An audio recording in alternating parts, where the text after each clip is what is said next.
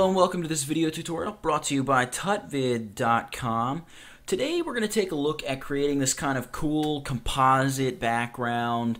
It's a background you can use for composites, I should say. A background you can use for like gallery pages if you're having, a gallery or something printed, or a little book page, or something on the web, or you can use it in web design. All kinds of different cool things you can use this for. And basically it's this warm, textured background you see here, this warm grungy background. So let's go ahead and take a look at how to create this guy from scratch. So as per usual, and by the way, not only are we creating it, but we're also creating these kind of placeholders for images that you can easily load images into using smart objects. So it's kind of like a reusable template if you're going to use it as a gallery type thing. So we're going to cover all of that. I'm going to close this document and we're going to go File New, and we're going to open up a brand new document sized 1280 by 720. It's kind of a size I like working at. We're actually going to set the resolution here to 72, and background color we're just going to set to white, and I'm going to hit OK. The first thing we want to do is fill this document with kind of a muddy brown color. So I'm going to double click on my foreground color, which right now is hot pink. We're going to go ahead and choose just kind of a orangey brown. I kind of want it to be a little more orange than that. Maybe something like that.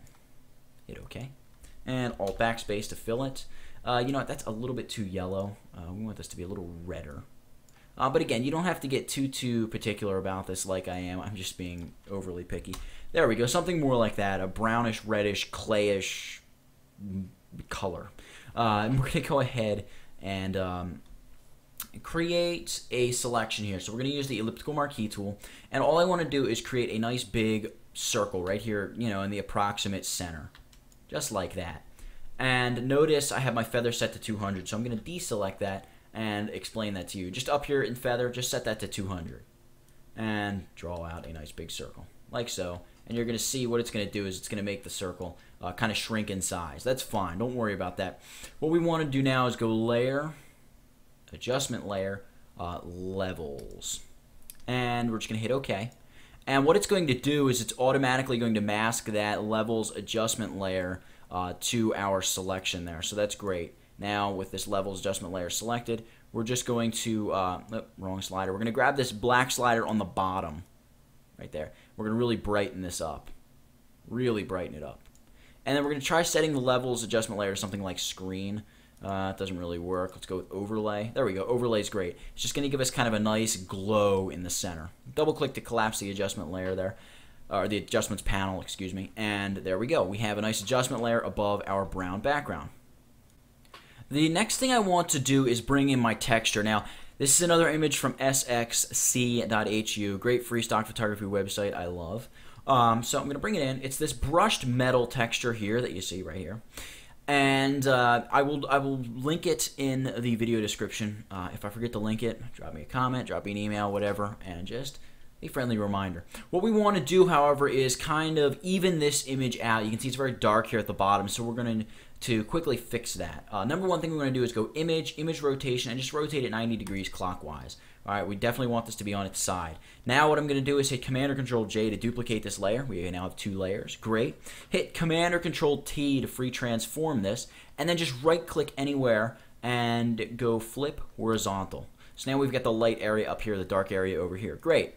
All we need to do is set this to the simple blend mode of Screen. And what that's going to do is it's going to get rid of the dark stuff and leave the bright stuff, so we have now nice, bright, even symmetrical metal. You can see the metal kind of matches on both sides. It looks like it's working out of the center. Great. I'm just going to select both of these layers, hit Command or Control E to merge them together, and we have a nice scratched aluminum foil looking texture. Great. Command or Control A to select all, Command or Control C to copy, Command or Control W to close the document. No, we don't want to save it. And then Command or Control V here to paste it. All right, great. I'm going to zoom out a little bit, hit Command or Control T, and just resize this texture a little bit. There we go. And I'm going to nudge it upward. There we go, just like that. Press the little check icon up there. Great. Zoom in a little bit. Oop. Zoom in a little bit. There we go. And what I want to do is go ahead and set this layer to the blend mode of overlay. Overlay looks pretty good. Yeah, let's check out soft light. Don't be shy. Go ahead and try out all kinds of things. Maybe luminosity. Luminosity is kind of cool. Let's go with soft light, actually. I kind of like that. It's nice and subtle. Now what I want to do is go ahead and kind of darken and increase the contrast of this whole entire thing. So I'm going to add a curves adjustment layer, new adjustment layer, curves, hit OK. And the curves adjustment layer, just by the nature of it, is going to edit or affect all the layers beneath it. So you can see right here we have our curves adjustment layer. Beneath it we have all 3 other layers. Great, so I'm just going to darken things up a bit. There we go. Maybe pull back to make the center a little brighter again. Great. And there we go. We've darkened it. We've increased the contrast a little bit. We can go ahead to the blue channel, take away some of the blue, which is going to add a little bit more yellow, just a touch. There we go. Now that we've done that, we're ready to go ahead and create a brand new layer, and we're going to call this layer Trees. Now, we are going to use a brush pack, which is available to you for free. Again, this is going to be something I'm going to try to remember to link in the video description.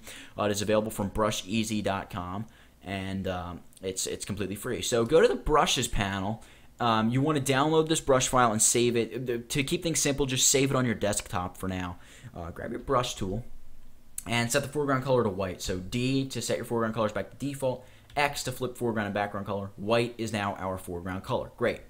What I'm going to do is, well, I've already loaded these trees in, but here's how you would do it. You would select this little flyout menu icon here in the top right corner of your brushes panel. Select that and go down to load brushes. Up pops your operating system's, Finder panel.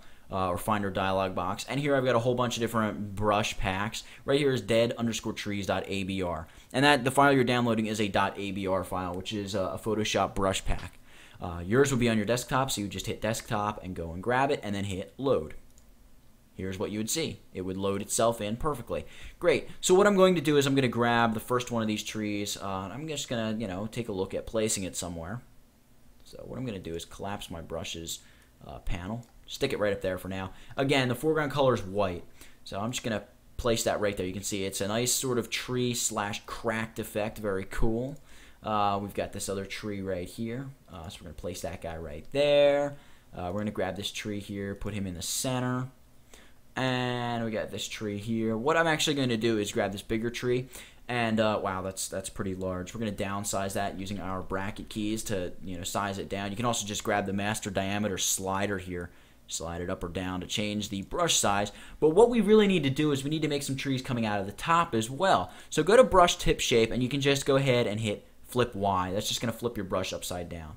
So I'm going to go ahead and make this tree coming down out of the top. Let's grab this guy, flip Y. I'll make him come down at the top as well. Let's check out some of the other brushes we've got here. We got sort of this one maybe is just too much of a solid color. There's not enough sort of cracked looking texture coming out of that. This one looks pretty good. Flip Y, and we can have him shooting right down out of the top like so. And last but not least, let's grab this little guy here, flip him upside down, and collapse my brushes panel, and place him right there. All right, great. So we've placed all of this texture using the brush tool and these custom brushes. I'm going to get out of the brush tool, go back to the move tool, right there, little black arrow. And we're going to try a few different blend modes for this to see what it gives us. Let's go with overlay. And that looks pretty darn cool. Let's go with soft light. Soft light's kind of interesting. Maybe not as intense as we would like. Hard light, well, it just stays white. Vivid light, not really doing anything for me. Screen's not going to do anything. And probably these darkening blend modes aren't going to do anything. So it looks like we are stuck with the overlay blend mode, which really isn't a bad option. That looks great. So that really is our background. We've created the background. It looks great. Maybe the trees are a little too intense. You can back off the opacity a little bit, which is great because it's really going to allow that texture to show through, and I really like that right there. One last thing I want to do is add a vignette to this, and then we will begin the template part of it, which is going to be what holds the photos. We're going to go ahead and create a new layer and go image, edit.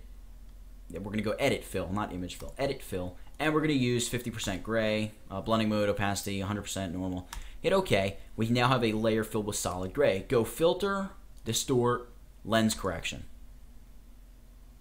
And we're going to wait a second. The lens correction dialog box will appear. I actually don't even know if it's going to completely fit here on screen, but we will know in a moment.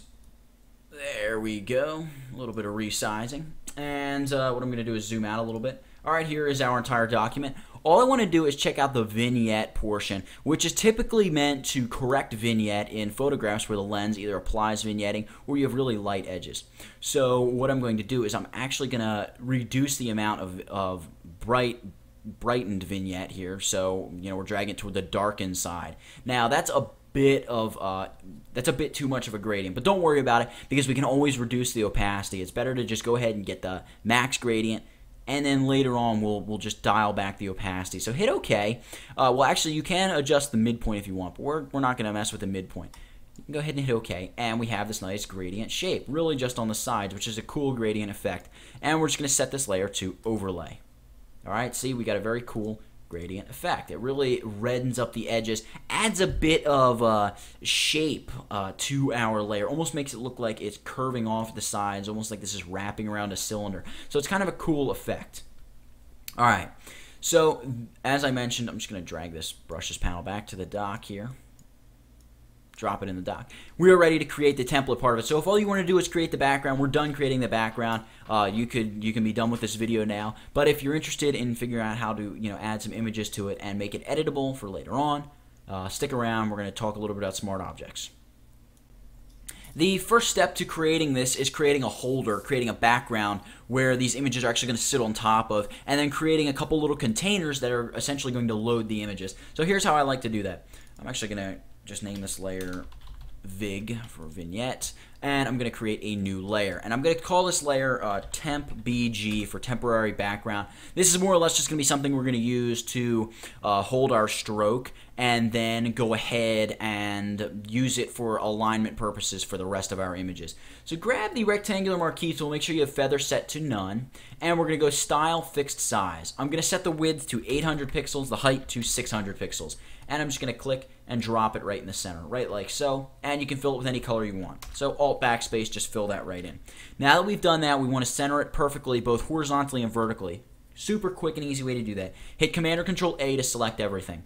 Press the V key, which is going to switch you back to your black arrow, which is your move tool. And up here in the control bar, we have center vertically and then center horizontally. So we're going to do both of them.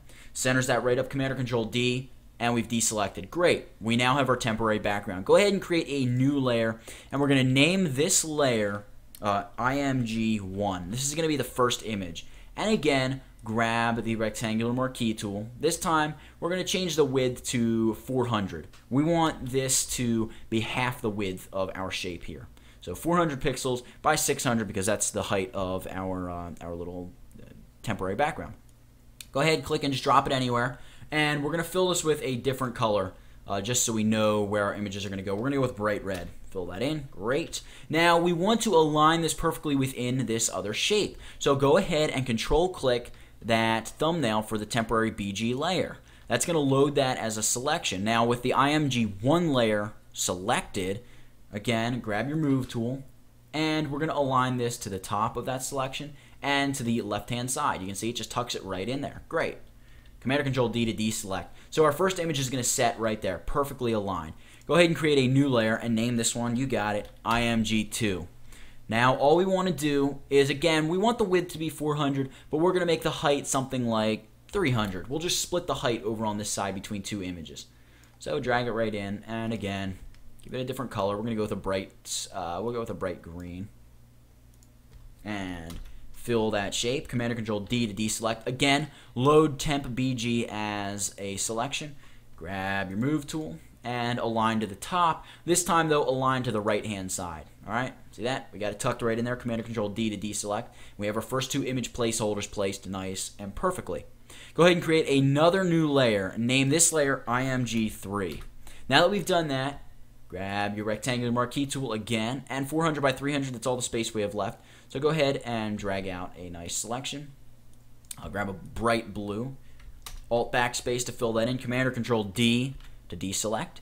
And Control click the thumbnail for the temp BG layer. Again, you probably know the routine by now. Grab the move tool. This time, however, align to the bottom and align to the right-hand side. Tucks it right into that bottom corner like so. Command or Control D to deselect everything, and voila, we have our 3 image holders. However, we cannot, as of right now, easily just load an image into these. So what we want to do is convert them each to a smart object. So I'm going to right-click on IMG1, And, well, you know what? Instead of moving off screen, we're just going to go Layer, Smart Objects, Convert to Smart Object. You can see we get the little Smart Object icon in our Layers panel. Great.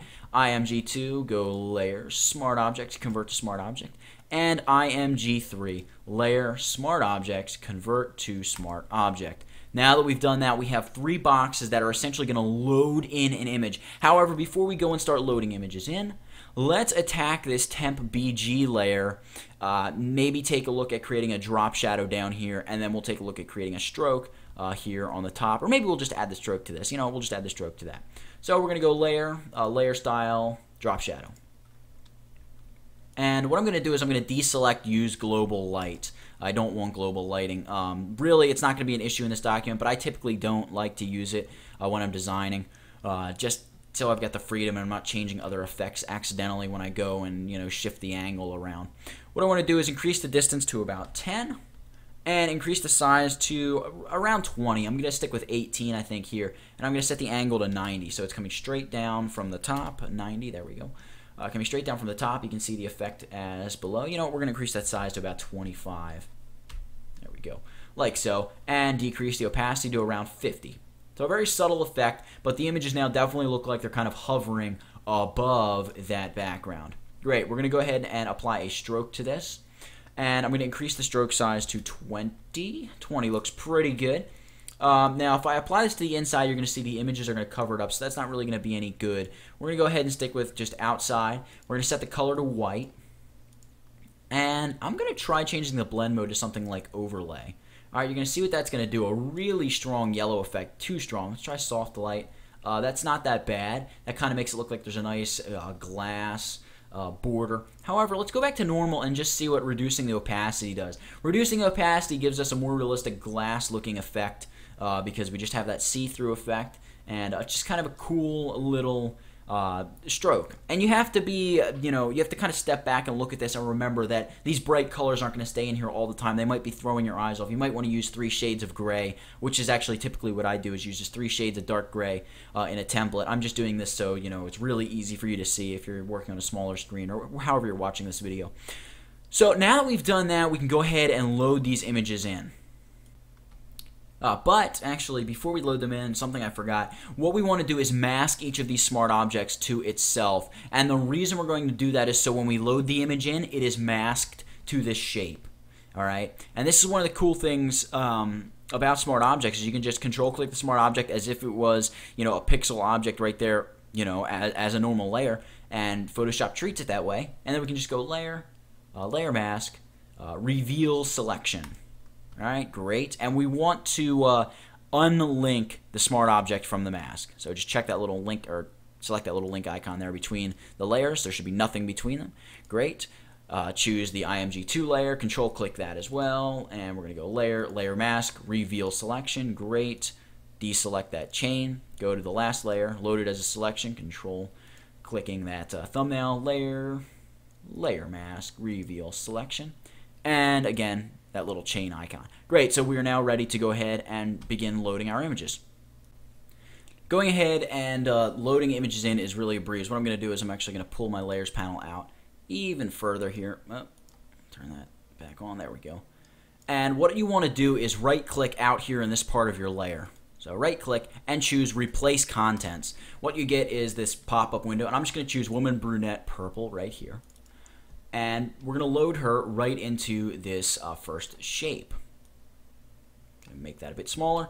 And because we have the mask not linked to the layer, I can transform this layer, Command or Control-T. Now this image is much bigger than what we see here.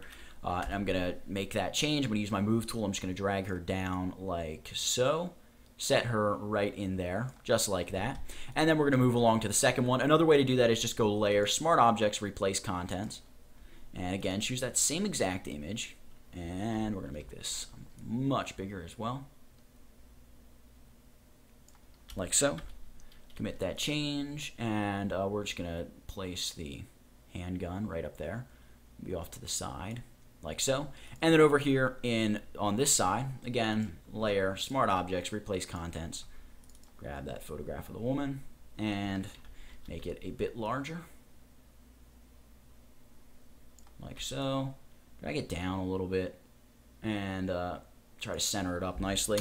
And there you have it. So just like that, you can very easily go in and create these, templates that are just begging to have images dropped in them. And actually, just as a quick after effect, this is not something I planned on doing, but I'm going to control-click the temporary background. We're going to apply a vignette over this, and we're going to go ahead and create a new layer at the very top, and we're going to call this second VIG for second vignette, and we're going to fill this with edit fill it with 50% gray.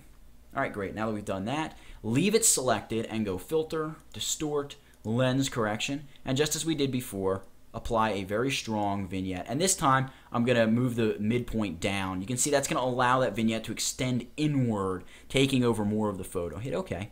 We have that. Great. You can deselect, Command or Control D to deselect that, and just set that to overlay. So we've just applied a nice vignette, and now regardless of the images we place underneath it, they're going to have this, vignette applied over the entire thing. So it's very, very cool, and using these smart objects and replace contents is going to allow you to do all kinds of really, really neat things. Just looking at this here, I kind of want to flip her, so I'm going to hit Command or Control T, right-click, flip horizontal, and we're going to move her right into the image like so. There we go. So it almost makes it look like they're, 3 photographs. And actually with this handgun image, we could even rotate that a little bit, because remember, it's all being masked, so it's really just whatever you want it to be, as long as whatever's showing through the mask looks decent. So there we go. We've just kind of edited it, tweaked it. It kind of looks a little messed up because you can tell there's definitely an edge of something up top. But we've kind of edited these, made them look sort of like it could possibly be 3 different images. But that's how I do it. And really creating these templates that can be reused will save you a whole lot of time. And just using those smart objects, at this point you could go in and you could replace these images with different images if you wanted, just by right-clicking, replace images, layer, smart object, replace images, whatever you want. But that's it for this one. I hope you enjoyed it. I hope you learned a thing or two. Thank you for checking this tutorial out. Please go check out the site. That's www.tutvid.com. Thanks for watching.